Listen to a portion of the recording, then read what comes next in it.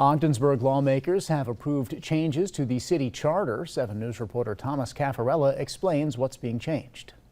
Amendments to the Ogdensburg City Charter were approved by council earlier this month. We had a very dedicated group that got together to make these recommendations, and I agreed with 90% of them. Of the changes made, 2 drew plenty of discussion among city lawmakers. One was councilor compensation. The other is where department heads can live. Under the new changes, all department heads do not need to live in the city to hold their position, as long as they are approved by the council with a supermajority vote.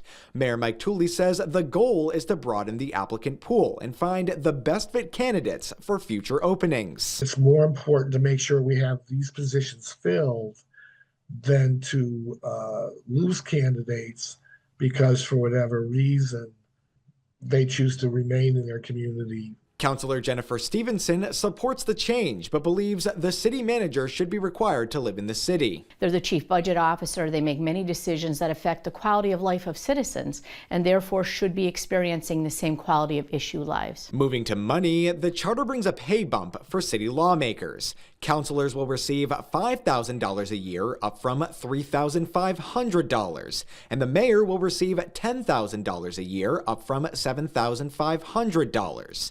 That will take effect in 2028. That pushes it out till after all members of council right now would have gone through an election process. So I wouldn't be getting that pay bump while I'm still sitting on council. It's the first time since 1984 that city councilors have gotten a pay bump.